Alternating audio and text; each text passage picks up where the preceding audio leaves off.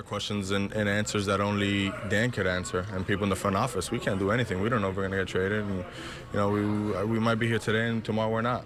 It's just part of the game. All we could do is control what we can, which is going out there, winning some games for this ball club, and putting ourselves in a good position to make a push for it. I think we're just focused on what we have to do, and assuming that we're not going to add anybody. It's up to us in this clubhouse to go out there and perform the way that we're capable of. And we got some guys that aren't performing up to the level, myself included, coming off an injury. So we got some guys that can really have good second half, and put us in a position to, hopefully be knocking on the door for a playoff berth. I think we all have a pretty good idea who people would have some interest in if we went down that road. But I haven't had any conversations with Dan that would indicate that there's some thought to that.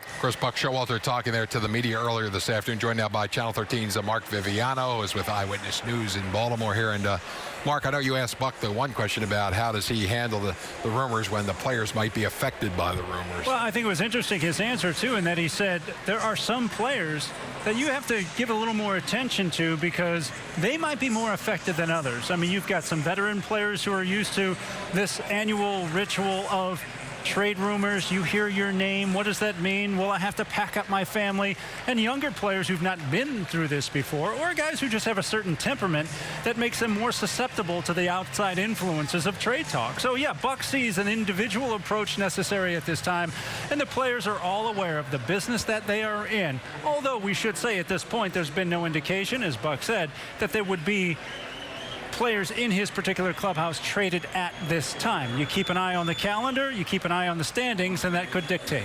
I thought Buck put out a message, though, today that was kind of interesting, that the Orioles are here to win, not to look forward to the future, which means if they want to get somebody, they're going to get somebody to try to improve the team. That's right. And in fact, his quote was, when I asked him the question, was, we're not here to be competitive, we're here to win every game, every year. And that is a manager who is saying, we want to be good now. And there will be a sense, and it's a plausible baseball game plan that you might want to sacrifice the now for later. Some teams do it. Some teams do it very well. This very Chicago Cubs team did that and won a World Series last year. So there are times when you take the pain for future gain. The Orioles, though, do not give the indication that they're in that position or want to be right now. How about the Cubs, though? They just acquired Jose Quintana from the Chicago White Sox in what turned out to be, I would think, a surprise deal this early. Not to say that they weren't going to get him later, but they were very active. I was in the Cubs clubhouse before the game. Quintana was surprised. He had heard rumors about possibly being traded, but it did surprise him when it finally happened. Anthony Rizzo was one of the guys who said, this is a great thing. This organization is showing us that, we haven't been good enough. This is Rizzo speaking. We haven't been good enough. It's up to us to prove that we are good enough, but it's nice to know that the organization is willing to bolster us with an acquisition like Quintana. They need him. This is a team, Tom. We've talked about this before. Of the 10 teams that made the playoffs last year, 6 of them currently have losing records, and the Cubs are one of them.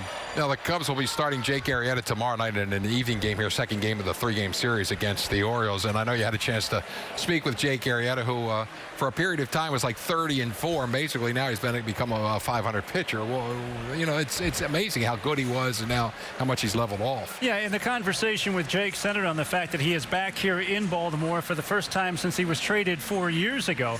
And among the things that he said that I think were most interesting were that he wished he could have been a better Oriole. He wished he could have played for one team his entire career. But that being said, he was traded, and look how well it's worked out for him. Playoff appearances, a Cy Young Award, a World Championship, and now he is on the brink of free agency. And what will happen with him, given what you just mentioned? He's not having a real good year this year.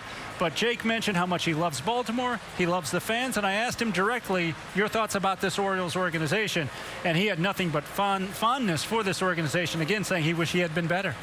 Now, the game also tomorrow night will be on WJZ Channel 13. And, Mark, you're going to be out here helping the food drive tomorrow night, right? Absolutely. The Maryland Food Bank is collecting non-perishable food items and cash donations, along with the Oriole Wives and the Oriole Advocates. We do it every year, and it nets great gains for those in need. And it's really wonderful to see how many people will open their wallets and bring their canned goods, all for a good cause. And even the visiting fans, Tom, they're very good too. They've taken the pains to come here and spend some money, but they're willing to spend a little bit more for those in need. It's always great to see. So extra cash if you got it tomorrow night, or some canned goods to help out. Either one will work. All right, check out Mark on Channel 13.